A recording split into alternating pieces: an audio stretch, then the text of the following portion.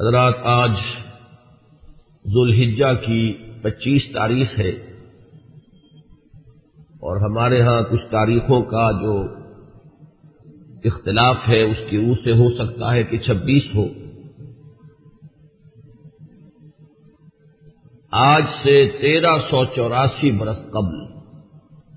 تقریباً آج کے دن حضرت عمر فاروق رضی اللہ تعالی عنہ پر قاتلانہ حملہ ہوا تھا،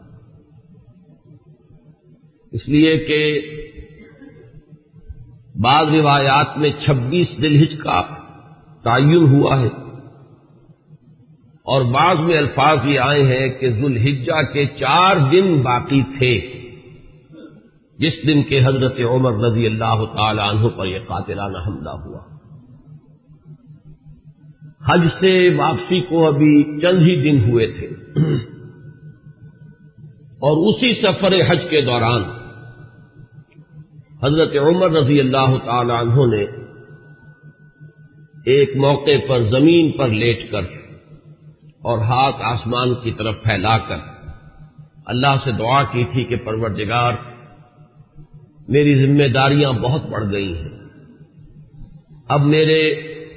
اعضاء میں ضعف ہے، میں کمزوری محسوس کر رہا ہوں، رعیت بہت بڑھ گئی ہے جس کی ذمہ داری ہے، تو مجھے تو اپنے پاس بلا لے اور اٹھا لے اس سے پہلے کہ میں اپنی ان ذمہ داریوں کے بارے میں مسئول بن جاؤں اور ان کا حق ادا نہ کر سکوں۔ تو روایات میں آتا ہے کہ اس کے بعد چند ہی دن اس دنیا میں انہوں نے بسر کیے ہیں، اس کے بعد یہ قاتلانہ حملہ ہوا۔ 3 دن آپ زندگی اور موت کی کشمکش میں مبتلا رہے ہیں۔ ابو لولو فیروز ایک مجوسی ایرانی غلام تھا حضرت مغیرہ ابن شعبہ کا رضی اللہ تعالی عنہ۔ حضرت عمر نے ایک خاص قاعدہ بنایا ہوا تھا، غیر مسلموں کے مدینے میں داخلے پر پابندی تھی۔ حضرت مغیرہ ابن شعبہ نے خاص طور پر سفارش کر کے حضرت عمر سے اجازت حاصل کی ابو لولو فیروز کے لیے کہ اسے مدینے میں آ کر کام کرنے کی اجازت دی جائے، اس لیے کہ وہ بہت سے فنون سے واقف ہے۔ حضرت عمر نے اجازت دے دی۔ چند دنوں کے بعد وہ فریادی بن کر حاضر ہوا حضرت عمر رضی اللہ تعالیٰ عنہ کی خدمت میں کہ میرے آقا جو ہیں حضرت مغیرہ ابن شعبہ رضی اللہ تعالی عنہ وہ مجھ سے بہت زیادہ ٹیکس وصول کرتے ہیں۔ یعنی یہ معاملہ تھا کہ جو غلام ہوتے تھے وہ اپنا کام کرتے تھے لیکن اپنی آمدنی میں سے ایک حصہ وہ اپنے ان آقاؤں کو دیتے تھے کہ جن کی وہ غلامی میں تھے۔ تو حضرت مغیرہ ابن شعبہ نے جو مقدار مقرر کی 2 درہم روزانہ، اس پر اس نے احتجاج کیا کہ یہ بہت زیادہ ہے۔ حضرت عمر رضی اللہ تعالیٰ عنہ نے اس سے سوال کیا کہ تم کیا کیا کام جانتے ہو؟ جب اس نے گنوائے کہ میں یہ کام جانتا ہوں تو حضرت عمر نے فیصلہ کیا کہ پھر یہ 2 درہم روزانہ زیادہ نہیں۔ اس پر وہ بہت غضبناک ہوا۔ حضرت عمر نے بھی اس سے ایک فرمائش کی کہ میرے لیے ایک ایسی چکی بنا دو جو ہوا سے چلتی ہو اور وہ آٹا پیسے۔ تو اس نے اسی غصے میں یہ کہا کہ ہاں، آپ کے لیے تو میں ایسی چکی بناؤں گا جس کی یاد رہتی دنیا تک باقی رہے۔ اس پر حضرت عمر نے جب وہ چلا گیا تو جو لوگ مجلس میں حاضر تھے ان سے آپ نے فرمایا کہ یہ شخص مجھے قتل کی دھمکی دے گیا ہے۔ لیکن نوٹ کیجئے کہ اسلام نے جو نظام دیا ہے نوع انسانی کو، وہ نظام جو محمد الرسول اللہ صلی اللہ علیہ وسلم نے عطا فرمایا، اور جیسا کہ میں نے بارہا عرض کیا ہے کہ اگر اس کو پوری طرح شباب میں دیکھنا ہو، للی ان بلوم جسے کہتے ہیں انگریزی میں، ایک پھول پوری طرح کھل گیا ہو، اگر وہ نظام اس کیفیت میں آپ دیکھنا چاہیں تو وہ در حقیقت خلافت عمر فاروق کا دور ہے رضی اللہ تعالی عنہ۔ وہ تمام خصائص، وہ تمام برکات جو اس نظام میں ہیں، نظام عدل اجتماعی، وہ اپنے نقطۂ عروج پر نظر آتے ہیں حضرت عمر فاروق رضی اللہ تعالی عنہ کے عہد خلافت میں۔ اسی نظام کا ایک پہلو یہ بھی ہے کہ انسان طبعاً آزاد ہے، اس کی آزادی پر کوئی قدغن، کوئی بندش بغیر کسی ثبوت کے نہیں لگائی جا سکتی۔ خود حضور صلی اللہ علیہ وسلم کے زمانے کا ایک واقعہ ہے کہ کسی شخص کو، مدینے کے کسی شخص کو کسی شبہ میں گرفتار کیا گیا۔ حضور خطبہ دے رہے تھے کہ ایک شخص نے کھڑے ہو کر کہا کہ میرے پڑوسی کو کس جرم کی پاداش میں گرفتار کیا گیا۔ حضور نے اعراض فرمایا، اس کی بات کا نوٹس نہیں لیا، دوسری طرف آپ نے رخ کر لیا، وہ ادھر پھر آ گیا، اس نے پھر سوال کیا تو حضور نے فوراً حکم دیا کہ اس کو رہا کر دیا جائے۔ یعنی یہ کہ اگر کوئی ثبوت موجود نہیں ہے تو معلوم ہوا حضور صلی اللہ علیہ وسلم کے اس طرز عمل سے کہ پھر واقعتاً اس کو گرفتار رکھنا، اسیری میں رکھنا، محبوس رکھنا پھر یہ صحیح نہیں ہے، بلکہ اس کو رہا کر دیا جانا چاہیے۔ یہی معاملہ ہمیں نظر آتا ہے اپنی اس آخری تکمیلی شان میں کہ حضرت عمر یقین کے ساتھ یہ بات کہہ رہے ہیں کہ یہ شخص مجھے قتل کی دھمکی دے گیا ہے، اور عمر فاروق رضی اللہ تعالی عنہ کوئی عام انسان نہیں ہے۔ 10 برس سے زائد عرصہ ہو چکا ہے کہ اسلام کی چکی جو چل رہی ہے تو اس کے مرکز جو ہے، اس کے جیسے کہ میں نے مثال دی تھی کہ حضرت علی رضی اللہ تعالی عنہ نے جب ایک موقع پر فارس کے محاذ پر، ایران کے محاذ پر صورتحال کچھ مخدوش ہو گئی تھی تو حضرت عمر نے یہ ارادہ کیا تھا کہ وہ خود محاذ پر جائیں اور مسلمان افواج کی کمان خود کریں، تو حضرت علی نے مخالفت کی تھی اور انہوں نے مشورہ دیا تھا اور یہ الفاظ فرمائے تھے کہ آپ کا اپنی جگہ سے ہل جانا یہ تو پورے اس نظام کے درہم برہم کرنے کا سبب بن سکتا ہے،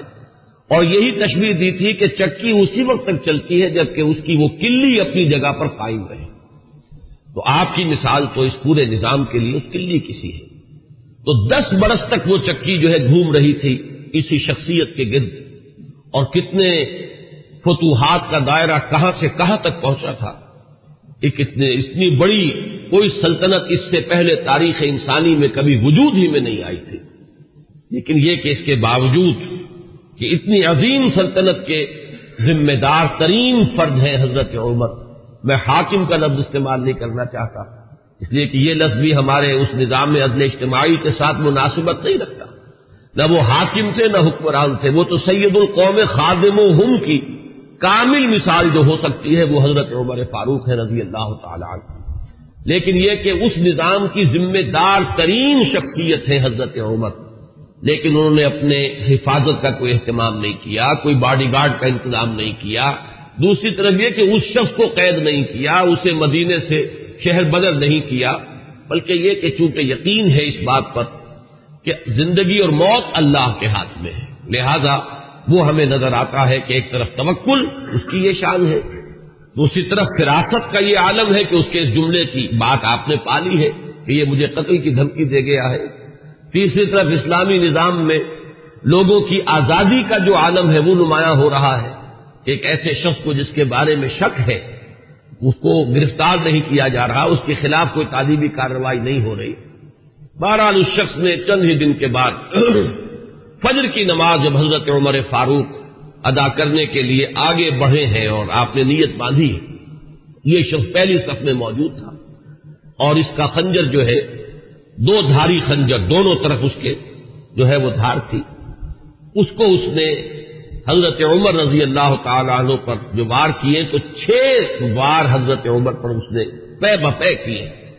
حضرت عمر گر گئے رضی اللہ تعالی عنہ۔ حضرت عبد الرحمن ابن عوف نے مختصر ترین صورتوں کے ساتھ پھر وہ نماز فجر ادا کروائی۔ نماز کا یہ عالم ہے کہ یہ نہیں ہوا کہ وہ درہم برہم ہو گیا ہو نظام، لیکن یہ کہ چونکہ جیسے کہ میں ابھی یہ لفظ استعمال کر رہا تھا کہ اس وقت جو وہ نظام مملکت تھا یا نظام حکومت تھا اس میں مرکزی حیثیت حضرت عمر فاروق کی تھی رضی اللہ تعالی عنہ، اسی طرح اسلام کے نظام میں یہ اقامت صلاۃ ہے کہ اس کی وہی اہمیت ہے کہ اگرچہ حضرت عمر فاروق زخمی ہو گئے، گر گئے، لیکن جماعت کا نظام وہ درہم برہم نہیں ہوا ہے، نماز ادا کی گئی ہے 2 رکعتیں جو ہے مختصر ترین قرات کے ساتھ۔ پھر لوگوں نے اس کو پکڑنے کی کوشش کی ہے تو اس نے مزید وار کر کے 13 افراد کو اور زخمی کیا۔ ایک شخص جب اس طریقے سے بکھرا ہوا ہو اور دوسرے لوگ تیار نہ ہو تو صورتحال سمجھ میں آتی ہے ان میں سے 6 حضرات جو ہیں وہ شہید ہو گئے. معاملہ صرف حضرت عمر کا نہیں. پکڑنے کی جب کوششیں ہر طرح سے ناکام ہو گئی تو کسی عراقی شخص کے بارے میں آتا ہے کہ اس نے کوئی کپڑا کمبل وغیرہ اس کے اوپر ڈالا ہے, تب وہ قابو میں آیا ہے, لیکن پھر اس نے فوراً خودکشی کر لی. حضرت عمر رضی اللہ تعالیٰ عنہ نے سوال کیا, جیسے ہی آپ اس قابل ہوئے کہ سوال کر سکیں کہ میرا قاتل کون ہے. جب بتایا گیا کہ وہی ابو لولو فیروز ہے تو آپ نے اللہ کا شکر ادا کیا کہ اللہ کا شکر ہے کہ میرا قاتل کوئی مسلمان نہیں ہے. یعنی جو بات کے 12-13 برس بعد ہونے والی تھی, حضرت عثمان رضی اللہ تعالیٰ عنہ کے قاتلین وہ جو بھی آپ انہیں کہیں نام نہاد مسلمان تھے, کلمہ گو تھے, وہ محمد الرسول اللہ صلی اللہ علیہ وسلم کا کلمہ پڑھنے والے تھے, کلمہ شہادت کو انہوں نے اپنے لیے ڈھال بنایا. اس سے جو فتنہ شروع ہوا ہے جس کو میں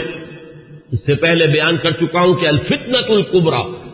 سب سے بڑا فتنہ جو ہے وہ حضرت عثمان رضی اللہ تعالیٰ عنہ کی شہادت سے شروع ہوا ہے. اس سے پہلے یہ معاملہ اگرچہ حادثۃ الکبریٰ تو اسے آپ کہہ سکتے ہیں, بہت بڑا حادثہ ہے, لیکن یہ ہے کہ اس سے کسی فتنے کا آغاز نہیں ہوا, بلکہ یہ کہ اس کے بعد بھی وہ چکی اسی طرح چلتی رہی. کم و بیش 10 برس ہے حضرت عثمان رضی اللہ تعالیٰ عنہ کے عہد خلافت کے کہ وہ بھی اسی شان کے حامل ہے, وہی یکجہتی ہے, وہی امن و امان ہے,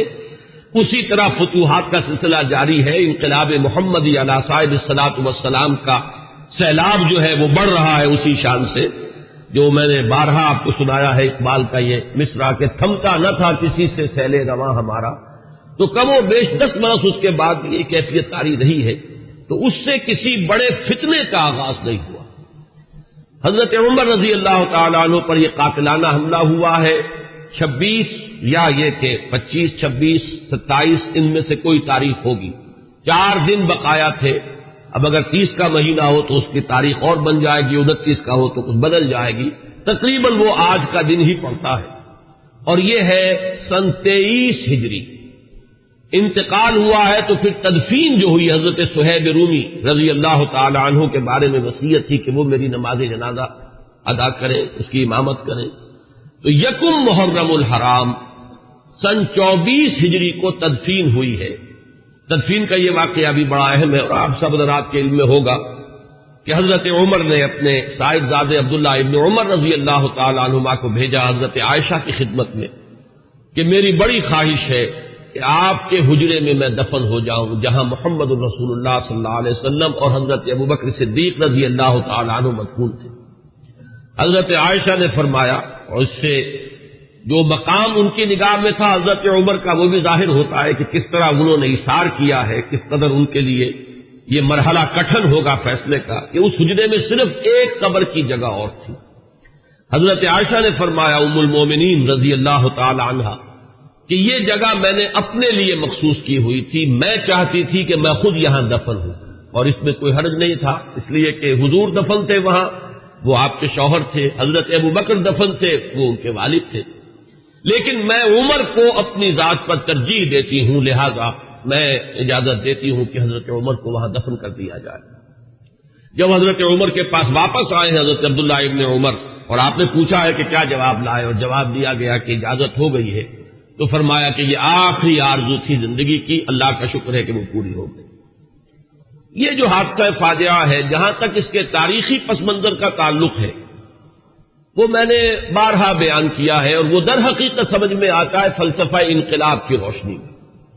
اگر فلسفہ انقلاب سامنے ہو تو یہ تمام واقعات جو ہے آئسولیٹڈ ایونٹس کی حیثیت سے پھر سامنے نہیں آتے, علیحدہ علیحدہ واقعات اور حوادث نہیں ہے, بلکہ یہ کہ ان کے مابین ایک ربط جو ہے وہ سامنے آ جاتا ہے. یہی فرق ہے تاریخ اور فلسفہ تاریخ میں.